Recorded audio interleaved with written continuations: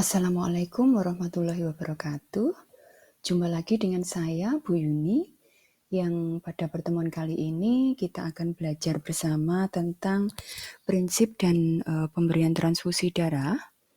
Silakan bisa dipelajari pada beberapa sumber untuk meningkatkan pengetahuan tentang transfusi darah, karena apa yang akan saya sampaikan pada pertemuan ini hanya sekedar konsep secara singkat saja ya.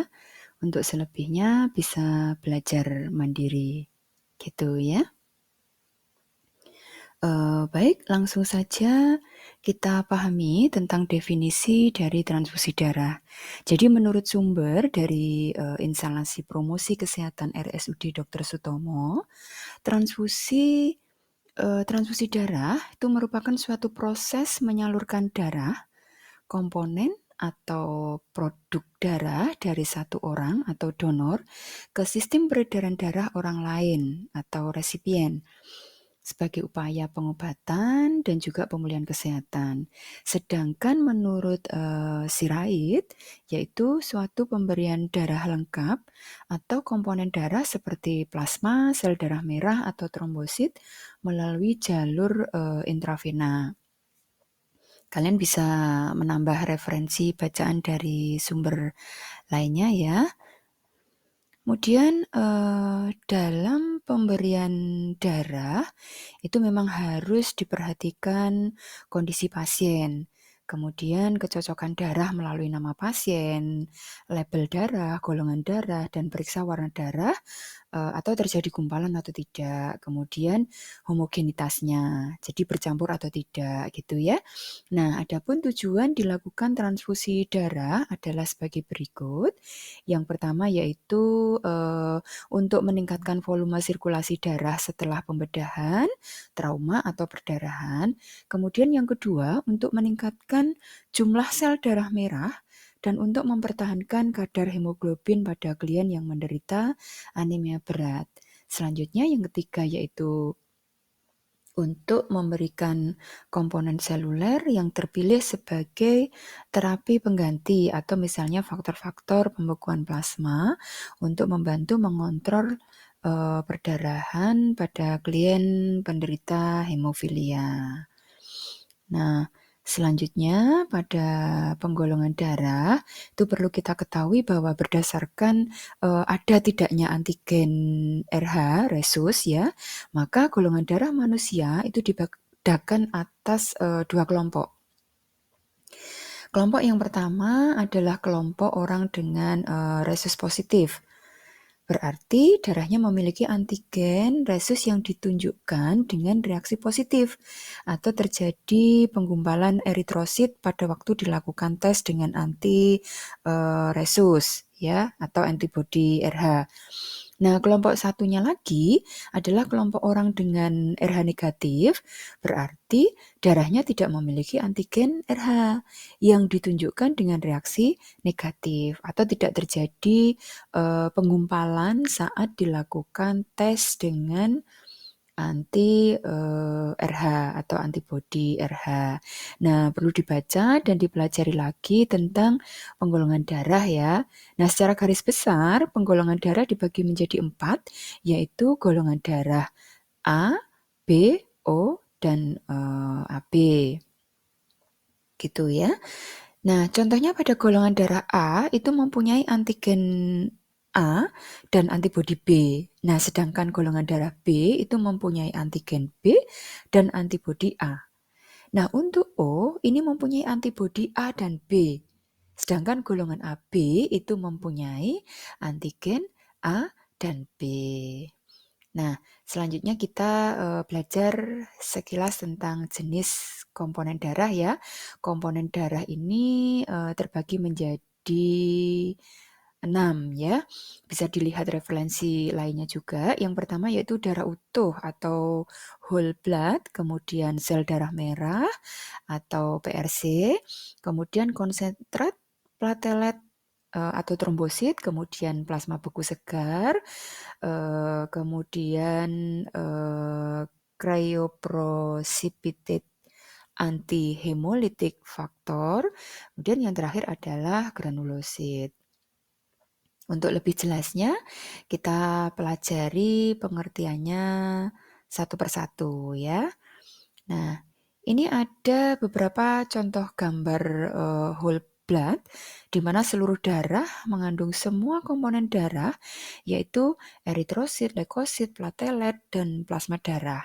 Jenis darah ini biasanya dibutuhkan untuk penggantian sel darah merah sesegera mungkin. Misalnya pada kasus kecelakaan yang menyebabkan seseorang banyak kehilangan darah atau untuk selama tindakan operasi. Kemudian contoh darah dari sel darah merah adalah seperti itu ya, di mana sel darah merah berfungsi membawa oksigen ke seluruh jaringan tubuh. Transfusi sel darah merah diberikan untuk menggantikan sel darah merah yang hilang saat perdarahan hemolisis atau ketika sumsum tulang seseorang penghasilan sedikit sel darah merah, biasanya pada kasus korban kecelakaan atau orang yang memiliki kelainan darah seperti thalassemia dan leukemia gitu ya.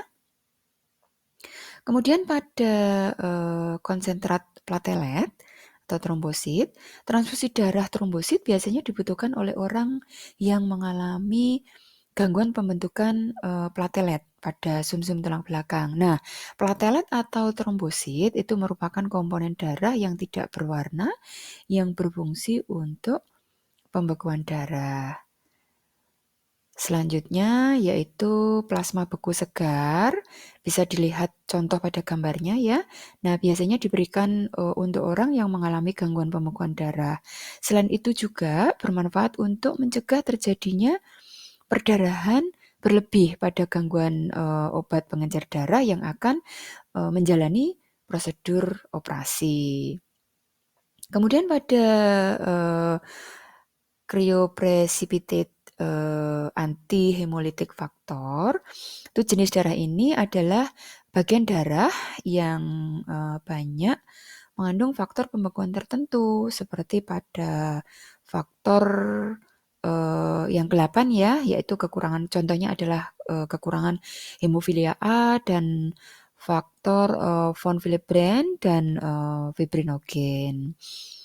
Selanjutnya pada transfusi granulosit ini itu dibuat oleh leukophoresis, dapat diindikasikan pada pasien neurotropik ya, dengan indikasi bakteri yang tidak merespon antibiotik. Nah, granulosit yang ditransfusi memiliki masa hidup peredaran darah yang sangat pendek ini ya. Biasanya diperlukan dalam sehari itu granulositnya 10 pangkat. Berapa pangkat 10 ya secara teori.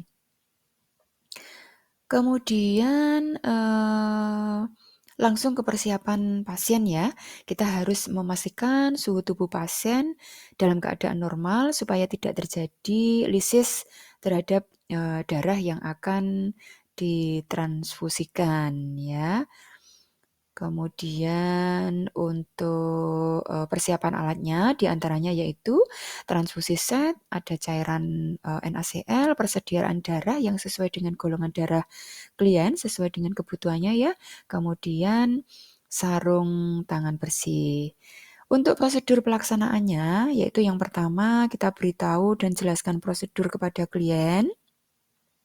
Selanjutnya bawa alat ke dekan pasien, cuci tangan, pakai sarung tangan, buat jalur intravena ya, gunakan selang infus yang memiliki filter dengan tipe Y, kemudian berikan cairan NaCl terlebih dahulu, kemudian baru darahnya. Nah, atur tetesan darah per menit sesuai dengan programnya. Kemudian lepas sarung tangan dan cuci tangan. Selanjutnya adalah bereskan alat ya. Nah, adapun hal-hal yang perlu diperhatikan dalam pemberian transfusi darah, yaitu kita harus pastikan golongan darah dari si pendonor dan juga resipien. Kemudian ada tidaknya penyakit dalam darah, komponen darah yang ditransfusikan, kemudian volume darah yang dibutuhkan, kebersihan alat transfusinya. Secara umum, menurut American Family Physician, tanda atau indikasi seseorang memerlukan transfusi darah adalah yang pertama yaitu anemia dengan gejala sesak nafas, pusing, gagal jantung kongestif, dan tidak dapat menoleransi aktivitas olahraga. Kemudian penyakit anemia sel sabit akut, kemudian kehilangan darah sebanyak lebih dari 30% volume darah dalam tubuh. Nah, kondisi yang biasanya membutuhkan transfusi darah masif adalah kecelakaan, pendarahan setelah operasi, hingga pendarahan postpartum. Nah, komplikasi yang berpotensi terjadi akibat prosedur ini diantaranya yaitu kelainan elektrolit, hipotermi, penggumpalan darah, kemudian asidosis metabolik, di mana cairan tubuh mengandung terlalu banyak asam. Selanjutnya adalah stroke atau serangan jantung. Nah, selanjutnya efek samping dalam pemberian transfusi darah ini ya, yang pertama yaitu demam, sakit kepala, kemudian infeksi, kemudian kelebihan zat besi ya, bisa alergi, gatal, kulit sedikit kemerahan, kemudian kelebihan cairan, kemudian kontaminasi bakteri, cedera paru, dan bisa jadi tiba-tiba tekanan darahnya menurun gitu ya. Eh, Baik, silakan diperkaya materinya sendiri tentang transfusi darah ya. Ini bisa dipelajari untuk daftar pustakanya. Saya kira sudah cukup penyampaian materi tentang prinsip dan pemberian transfusi darah. Semoga bermanfaat buat kita semuanya. Kurang lebihnya Bu Yuni mohon maaf. Salam sehat dan ya, salam sehat. Dan saya akhiri. Wassalamualaikum warahmatullahi wabarakatuh.